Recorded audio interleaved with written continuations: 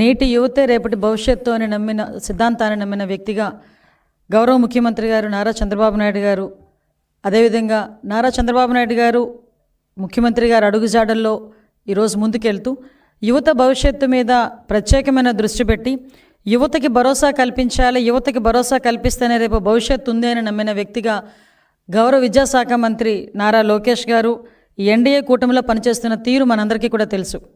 వాళ్ళే కాకుండా ఈరోజు మంత్రివర్గంతో పాటు అదేవిధంగా రాష్ట్రంలో ఉన్న ప్రజాప్రతినిధులందరూ కూడా ఈరోజు ఏకదాటి మీదకి వచ్చి విద్యార్థుల భవిష్యత్తును ఏదైతే డ్రగ్స్ గంజాయి నాశనం చేస్తున్నాయో అటువంటి గంజా డ్రగ్స్ని సమూలంగా నాశనం చేయాలి, ఎట్టి పరిస్థితుల్లోనే ఆంధ్రప్రదేశ్ భవిష్యత్తు ఈ యువతరం మీదే ఉంది, యువతరాన్ని రక్షించుకుంటేనే రేపు భవిష్యత్తుని రక్షించుకోగలుగుతామని పూర్తిగా నమ్మిన వ్యక్తులుగా ఈ సంవత్సరంన్నర నుంచి ప్రత్యేకమైన దృష్టి పెట్టి యువతలోని వాళ్ళ భవిష్యత్తు మీద ఆశలు కలిగించడానికి ఎంతోమంది తల్లిదండ్రులు వాళ్ళ బిడ్డలను చదివించుకొని, అంటే ఒక పూట తిని ఒక పూట తినక చదివించుకొని పిల్లల భవిష్యత్తు బాగుంటుంది అని నమ్మిన తల్లిదండ్రులకు ఒక భరోసా కల్పించడానికి, ఒక ధైర్యం కల్పించడానికి ఈరోజు ఎన్డీఏ కూటమి ముందుకెళ్తూ పనిచేస్తున్న సందర్భం కూడా మీ అందరికీ తెలుసు. దానిలోంచి పుట్టుకొచ్చిందే ఈగల్ వ్యవస్థ. ఆ ఈగల్ వ్యవస్థను ఈరోజు స్థాపించిన తర్వాత సుమారుగా 1.5 సంవత్సరం కాలంలోని ప్రత్యేకంగా మేము చెప్పుకోదగ్గది, మేమందరం కూడా గర్వించదగ్గది, గాంజా ఏదైతే కల్టివేషన్లో జీరో గాంజా కల్టివేషన్ తీసుకురాగలిగే పరిస్థితి ఈరోజు వచ్చిందంటే ఈరోజు ప్రజలు, అదేవిధంగా ఈగల్ సంస్థ, అదేవిధంగా ఈరోజు గౌరవ ముఖ్యమంత్రి గారు డైరెక్షన్ అన్నీ కూడా ప్రాపర్ వేలో పనిచేసి డ్రగ్స్ వద్దు బ్రో అనే నినాదాన్ని స్కూల్ స్థాయిలోకి కూడా తీసుకెళ్ళగలుగుతున్నామంటే ఇది మా పనితనానికి ఒక నిదర్శనం కింద భావించవచ్చు. ఎందుకంటే ఈ విషయాలని ఇప్పుడు చెప్పుకోవాల్సిన అవసరం ఉంది, అట్ ద సేమ్ టైం నాకు కూడా బాధ్యత ఉంది. ఎందుకంటే ఇదే సందర్భంలో గౌరవ నారా లోకేష్ గారు యువగలం పాదయాత్రలో చిత్తూరు జిల్లా నడిచేటప్పుడు ఒక ఆడబిడ్డ తన బిడ్డను తీసుకొని వచ్చి మొహానికి ముసుగు కట్టుకొని వచ్చి కూర్చుంది. ఏందమ్మా ఏం జరిగింది అంటే, మీతో పర్సనల్గా మాట్లాడాలి సార్ అంటే, సార్ ఆ రోజు టైం ఇచ్చి ఆ తల్లి ఆ బిడ్డ ఆవేదన చూసిన తర్వాత ఒక క్షణం నన్ను పిలిచి నాతో మాట్లాడారు. విషయం ఏంటంటే, ఆ ఆడబిడ్డకి గాంజాని అలవాటు చేసేసి ఆ ఆడబిడ్డని స్కూల్కి కూడా దూరం చేసి ఆ అమ్మాయి మీద కూడా లైంగికంగా దాడి చేసే పరిస్థితులు తీసుకొస్తే ఆ అమ్మాయి గాంజాని తిరిగి మానలేకపోతుంది, సార్ నా బిడ్డని రక్షించండి అని ఒక తల్లి ఆవేదన గుర్తించిన వ్యక్తిగా ఆ రోజు నిర్ణయించుకున్నాం, ఎట్టి పరిస్థితుల్లోని గాంజా అన్నది కానీ డ్రగ్స్ అన్నవి కానీ ఆంధ్రప్రదేశ్లో కనిపించకూడదు అని.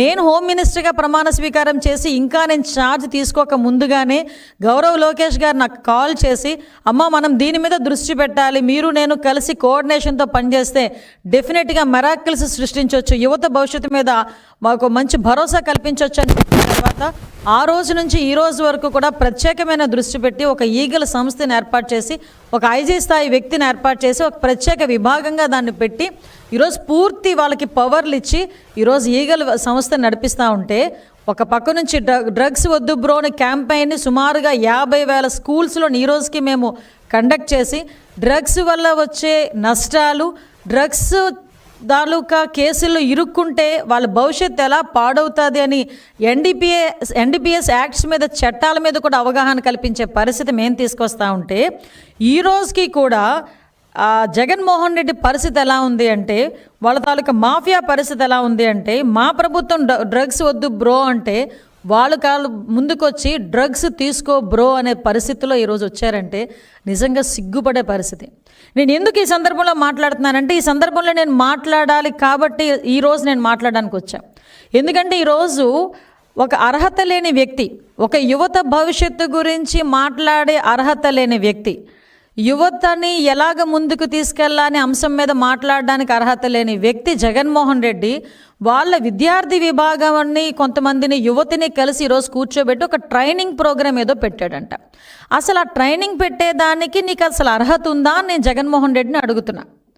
ఆ పులివెందుల ఎమ్మెల్యేకి కనీసం అర్హత ఉందా అని నేను అడుగుతున్నా. ఎందుకంటే నీ విద్యార్థి విభాగం నాయకుడు కొండారెడ్డి వైజాగ్లో ఏయూలోని ఎంబీఏ చేస్తూ ఈ డ్రగ్స్ని దాందాగా చేస్తూ మొన్న ఈగల్కి టాస్క్ ఫోర్స్ డిపార్ట్మెంట్కి పట్టుబడిన సంగతి జగన్మోహన్ రెడ్డికి తెలీదా? జగన్మోహన్ రెడ్డికి తెలియకుండానే జరిగిందా? ఆ కొండారెడ్డి విద్యార్థి విభాగం అధ్యక్షుడు కాదా?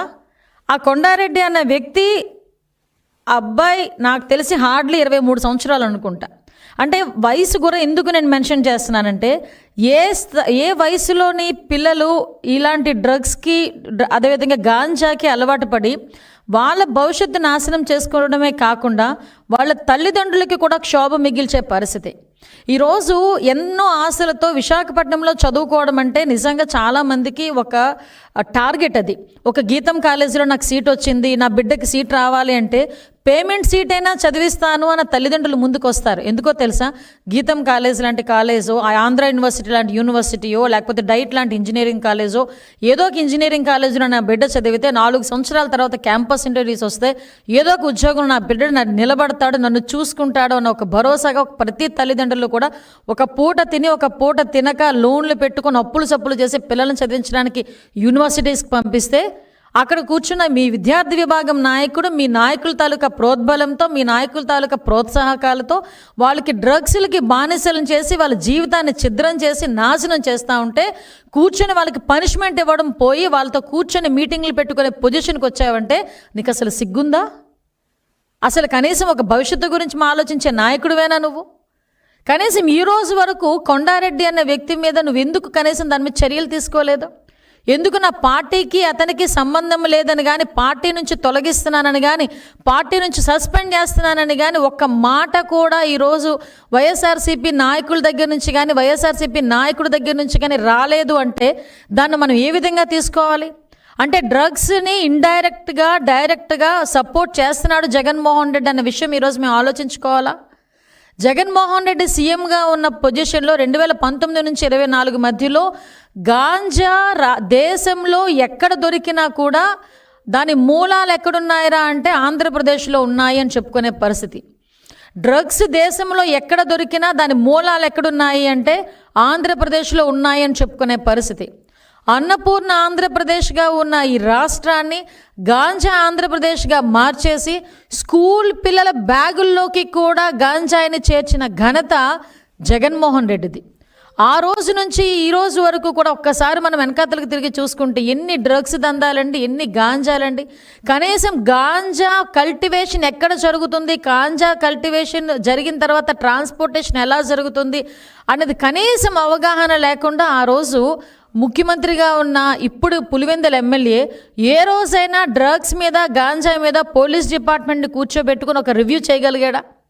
కనీసం ఒక రివ్యూ చేస్తున్నా కూడా కనీసం ఆ రోజు ఏం జరుగుతుంది ఏం జరగలేదు అన్న సంగతి అయినా ఆయనకి తెలిసి ఉండేది. ఈరోజు గాంజాను అరికట్టడానికి, గాంజాను సమూలంగా నాశనం చేయడానికి ఒక సబ్ కమిటీ ఏర్పాటు చేసుకొని గౌరవ ముఖ్యమంత్రి గారు ఒక సబ్ కమిటీని మమ్మల్ని అందరినీ ఏర్పాటు చేసి ఈరోజు 6 మంత్రులతో కూడిన ఒక సబ్ కమిటీని ఏర్పాటు చేసుకొని ఈరోజు ఎవ్రీ టైం మేము దాని మీద ఒక అవగాహన తెచ్చుకొని కార్యాచరణ రూపొందించి ఈగల్ డిపార్ట్మెంట్తోని, టాస్క్ ఫోర్స్ డిపార్ట్మెంట్తోని, రైల్వే డిపార్ట్మెంట్ వాళ్ళతోని మేము కోఆర్డినేట్ చేసుకొని మేము ముందుకెళ్ళి డ్రగ్స్ కానీ గాంజా కానీ ఎక్కడైనా దొరికితే పార్టీలకు అతీతంగా, కులాలకి మతాలకి అతీతంగా మేము పట్టుకొని మేము వాళ్ళకి శిక్ష పడేట్టు చేస్తూ ఉంటే ఒక పక్క నుంచి ఇతగాడు ఏం చేస్తున్నాడంటే ఇతగాడు విద్యార్థి విభాగం నాయకుల్ని ప్రోత్సహిస్తూ డ్రగ్స్ దందా నడిపే పరిస్థితి. యూనివర్సిటీలో ఇలాంటి దందా నడుపుతూ ఆ పిల్లడు చరణ్ అనే పిల్లోడు అబ్బాయి బీటెక్ చదువుతున్నాడు, ఇంకొక అబ్బాయి ఉన్నాడు, ఆ అబ్బాయి కూడా బీటెకే చదువుతున్నాడు. వీళ్ళిద్దరినీ కూడా ఒక పావుల కింద వాళ్ళిద్దరి పరిస్థితి కూడా నేను వెనకాతలు చూస్తానండి. వాళ్ళిద్దరిని కూడా చూస్తే హర్ష అండ్ చరణ్ వీళ్ళిద్దరిని కూడా చూస్తే పాపం వాళ్ళకి అంటే ఇలాంటి పిల్లల్ని వీళ్ళు టార్గెట్ చేస్తారు. ఎందుకు ఈ విషయాలని చాలా కూలంకషంగా చెప్తున్నానంటే ప్రజలు కూడా అవగాహన చేసుకోవాలి. నేను ఈరోజు జగన్మోహన్ రెడ్డిని తిట్టడానికో లేకపోతే నేను చేస్తున్న పని చెప్పడానికో రెండిటికి కాదండి. నేను చెప్తున్న గవర్నమెంట్ పని, మేము చేస్తున్న పని చెప్తూనే తల్లిదండ్రులు కూడా అలర్ట్ అవ్వాలి. ఇలాంటి పార్టీల పట్ల అలర్ట్గా ఉండాలి. ఇలాంటి పార్టీలకు సంబంధించిన వ్యక్తులతో మన పిల్లల్ని పంపించేటప్పుడు అలర్ట్గా ఉండాలి అని చెప్పడానికి చెప్తున్నా. వీళ్ళు ఏం చేస్తున్నారంటే పేద విద్యార్థులను టార్గెట్ చేసుకుంటారు.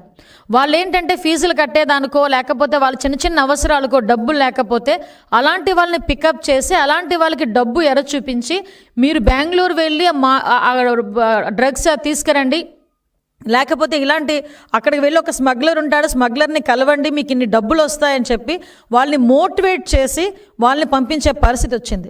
ఈరోజు ఎన్డీపీఎస్ యాక్ట్ అంటే అంత చిన్న యాక్ట్ అనుకుంటున్నారా? ఈరోజు ఆ చరణ్ భవిష్యత్తు ఏంటి, హర్ష భవిష్యత్తు ఏంటి, ఆ కొండారెడ్డి భవిష్యత్తు ఎప్పుడో పోయింది. ఎందుకంటే ఎందుకు పనికిరాని ఒక నైతికత లేని నాయకులతో పనిచేసినప్పుడే అతని తాలూకా భవిష్యత్తు పోయింది. ఈరోజు నేను ఈ కొండారెడ్డ, చరణ, హర్ష వీళ్ళ సంగతి కాదు, వీళ్ళ చేతుల్లో పడి ఈ రోజుకి ఎంతమంది నాశనం అయిపోయారు, ఈ రోజుకి ఎంతమంది అలవాటు పడ్డారు ఆ డ్రగ్స్కి, ఎన్ని సంవత్సరాల నుంచి ఈ కార్యక్రమాలు చేస్తున్నారు, ఎన్ని సంవత్సరాల నుంచి స్మగ్లింగ్ అనేది చేస్తున్నారు. ఇలాంటి విషయాల మీద కూడా మేము కూలంకషంగా మేము చర్చించుకోవాలి, ఇన్వెస్టిగేషన్ చేయాలి, చర్యలు కూడా తీసుకోవాలి. అంటే పర్టికులర్గా విశాఖపట్నానికి మేము ఈరోజు ప్రత్యేకంగా దృష్టి పెట్టి నేను ఒకటే అంటున్నానండి, విశాఖపట్నాన్ని ఆ రోజు రాజధానిగా చేస్తానన్నావు. దేనికి రాజధానిగా చేస్తానన్నావు?